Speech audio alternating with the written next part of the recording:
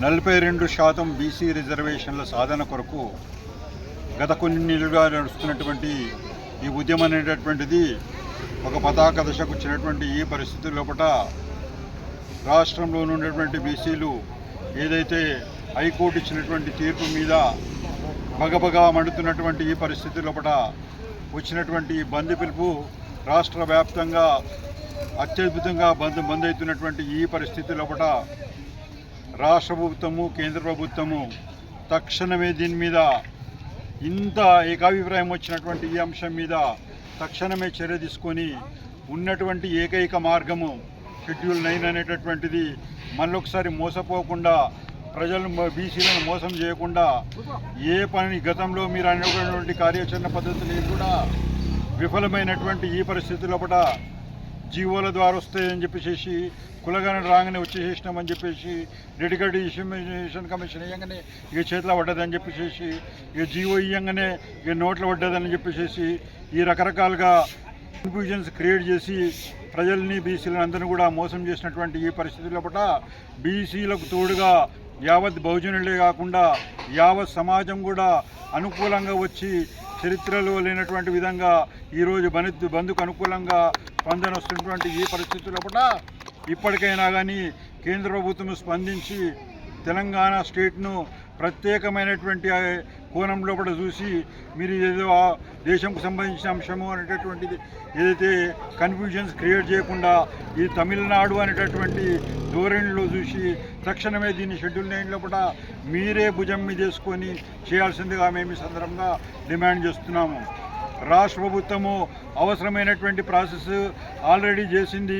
రాజకీయ ఏకాభిప్రాయం కుదిరించింది, అదేవిధంగా శాసనసభ ఏకాభిప్రాయం కుదిరించింది, అదేవిధంగా ప్రాపర్ ఫార్మేట్ ప్రకారము గవర్నరు అండ్ రాష్ట్రపతి కూడా పంపించడం జరిగింది. అంతేకాకుండా దేశ చరిత్రలో ఎక్కడా లేనటువంటి విధంగా కులగణన కూడా జరిపింది. ఇంకా మీకెందుకు మీరు మీనమేషాలు లెక్కబడతారని చెప్పేసి మేము ఈ సందర్భంగా ప్రశ్నిస్తున్నాం. రాజ్యాంగం లోపల ఈ సుప్రీంకోర్టు హైకోర్టు లోపల వచ్చినటువంటి ఈ తీర్పుల ఇచ్చే ముందు ఏదైతే చర్చ జరిగిందో ఆ చర్చ లోపల రాజ్యాంగం లోపల 50% పరిమితి ఎక్కడుందని చెప్పేసి అడిగిన దానికి సుప్రీంకోర్టు కానీ హైకోర్టు కానీ సమాధానం ఇవ్వలేనటువంటి ఈ పరిస్థితి లోపల అంటే ఈ సబ్జెక్టు రూఢి అయిపోయింది. ఏదైతే 50% పరిమితి లేదనేటటువంటిది సుప్రీంకోర్టు హైకోర్టు లోపల చీఫ్ జస్టిస్ ముందు ఇది తేలినటువంటి అంశం కాబట్టి ఇంకా కన్ఫ్యూజన్స్ చేసేటటువంటి అవసరం లేదు. అదేవిధంగా మీరు ఏదైతే 50% పరిమితి అనేటటువంటి ఏదైతే కళ్ళబొల్లి మాటలు ఇంకా చెప్పేటటువంటి అవసరం లేదు అని చెప్పేసి మేము ఈ సందర్భంగా గుర్తు చేస్తున్నాం. ఎప్పుడైతే ఈడబ్ల్యూఎస్ రిజర్వేషన్స్ ఇచ్చిండ్రో ఎస్సీ ఎస్టీ బీసీలతోటి కంపారిటివ్ ఆర్టికల్ ప్రకారము అదేవిధంగా రాష్ట్రంలో ఉన్నటువంటి జాబితా అనేటటువంటిది 243 ప్రకారము అన్ని న్యాయ పరీక్షల లోపల అన్ని ప్రజా పరీక్షల లోపల నెగ్గినటువంటి ఈ అంశాన్ని ఇంకా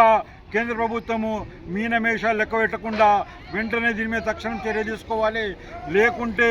రాబోయే పరిణామాలకు మీరే బాధితులు. మీరు ఒక రకంగా ఏంటంటే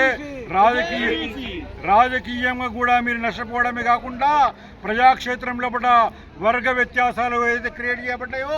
ఆ వర్గ వ్యత్యాసాలన్నీ కూడా ఈ సబ్జెక్ట్ లోపల ప్రజల ఇంత చైతన్యమైనటువంటి ఈ పరిస్థితి లోపల మీరు ఇప్పుడు కూడా నిర్ణయం తీసుకోకపోతే ఇది వర్గ పోరాటాలకు దారి తీసేటటువంటి అవకాశం ఉందనేటటువంటిది మీరు గుర్తుపెట్టుకోవాల్సిందిగా మేము ఈ సందర్భంగా తెలియజేస్తున్నాం. ఎందుకంటే ఇప్పటికే రకరకాల సంస్కరణల ద్వారా ఈరోజు ఆర్థిక వ్యత్యాసాలు అనేటటువంటిది పెద్ద ఎత్తున విరిగిపోయి 2% ఉన్నటువంటి ప్రజలకు ఈరోజు 40% సంపదలు చేరుకుంటున్నటువంటి ఈ పరిస్థితుల్లో కూడా అన్ని సర్వేలు అన్ని రిపోర్ట్లు కూడా ఈ ఆర్థిక వ్యత్యాసాల గురించి కూడా ప్రపంచ బ్యాంకులే కాకుండా ప్రపంచంలో ఉన్నటువంటి అన్ని సంస్థలు కూడా ఈ దేశంలో ఉన్నటువంటి ఆర్థిక వ్యత్యాసాలు ప్రపంచంలో ఎక్కడా లేనటువంటి విధంగా తయారవుతున్నటువంటి ఈ పరిస్థితుల కూడా ఈ వ్యత్యాసాల నివారణకు తీసుకోవాల్సిన చర్యల ప్రథమ చర్య అయినటువంటి సమాజంలో ఉన్నటువంటి అన్ని వర్గాలకు సమానంగా అవకాశాలు కలిగించేటటువంటి ఈ చర్య అవుతుందో విద్యలో కానీ ఉద్యోగ అవకాశాల్లో కానీ అదేవిధంగా స్థానిక ఎన్నికలు కానీ మిగిలినటువంటి వాటిలో కూడా 42% ఇవ్వడం ద్వారా సమాజం లోపల సమసమాజం ఏర్పరిచేటటువంటి ఒక చర్యను మీరు తీసుకోకపోతే రాజ్యాంగం యొక్క ప్రధానమైనటువంటి లక్షణమైనటువంటిది సామ్రాజ్యవాదం అనేటటువంటి సోషలిజం అనేటటువంటి సబ్జెక్టు కూడా దెబ్బతిని పెట్టుబడిదారు అనేటటువంటి విధానము ఈ దేశంలో లేకున్నా కానీ ఈ వ్యత్యాసాల కారకులు మీరైన కాబట్టి ఇప్పుడే తక్షణంగా మీరు దీనికి అనుకూలంగా చర్యలు తీసుకోకపోతే రాబోయే రోజుల వర్గ పోరాటాలకు మీరే బాధ్యులు అవుతారని చెప్పేసి హెచ్చరిస్తూ తక్షణమే షెడ్యూల్ 9లో ఏర్పాటు చేయాల్సిందిగా డిమాండ్ చేస్తున్నాం. బీసీ రిజర్వేషన్ల సాధనకై గత సంవత్సరంగా నడుస్తున్నటువంటి ఉద్యమం అనేటటువంటిది ఈరోజు పతాక స్థాయికి చేరింది. దీనికి కారణం ఏంటంటే ఏదైతే హైకోర్టు ప్రాపర్ ఫార్మేట్ ప్రకారము ఈ రాష్ట్ర ప్రభుత్వమే కానీ ఈ రాష్ట్రంలో ఉన్నటువంటి అన్ని పక్షాల మద్దతుతోటి అదేవిధంగా బీసీ ఉద్యమం అనేటటువంటి దాని కారణంగా ఏదైతే 42% విధిగా అమలు చేయాల్సినటువంటి పరిస్థితి లోపల దానికి వ్యతిరేకంగా తీర్పు ఇవ్వడం అనేటటువంటి కారణంగా ఈరోజు ఈ బంద్ అనేటటువంటి నిర్ణయం అనేటటువంటిది జరిగింది. ఇప్పుడు 42% బీసీ రిజర్వేషన్ సాధన అనేటటువంటి మళ్ళొకసారి ఏంటిదంటే కోర్టులు ఏవైతున్నాయో గత రాష్ట్ర ప్రభుత్వం ఎప్పుడు చేసినా కానీ అడ్డుపడుతుందో ఈ అడ్డు అనేటటువంటిది కామన్ అయినటువంటి ఈ పరిస్థితిలో కూడా షెడ్యూల్ 9 ఒకటే చేయడం కాబట్టి ఈ రాష్ట్ర కేంద్ర ప్రభుత్వాలు కానీ అదేవిధంగా ఈ రాష్ట్ర దేశంలో ఉన్నటువంటి అన్ని రాష్ట్రాలకు కూడా ఒక దిక్సూచి మోడల్గా రావడానికి కొరకు ఈ రాష్ట్ర ప్రభుత్వం ఏదో అమ్మిందో ఆ పంపినటువంటి మార్కెట్ను షెడ్యూల్ సవరణ ద్వారా తీసుకొచ్చి దానికి అనుకూలంగా చర్యలు చేపట్టాలని చెప్పి డిమాండ్ చేస్తూ ఈ రోజు ఇక్కడ జరిగినటువంటి ఈ అద్భుతమైనటువంటి బంద్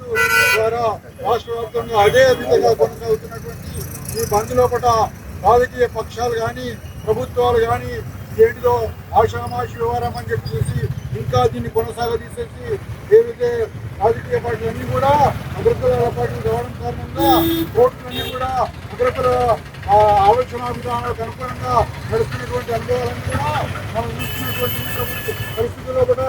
ఇప్పటికైనా మేల్కొని బీసీ వర్గాలు బలహీన వర్గాలన్నీ చైతన్యమై ఈరోజు ఈ స్థాయికి ఉద్యమం వచ్చింది. రాబోయే రోజుల్లో కూడా ఇదే విధంగా నిర్లక్ష్యం చేస్తే ఇది మొత్తము రాష్ట్రాలైనటువంటి ప్రమాదం ఉందనేటటువంటి విషయాన్ని మీరు గమనించుకొని ఇప్పటికైనా కానీ తక్షణమే బీసీలకు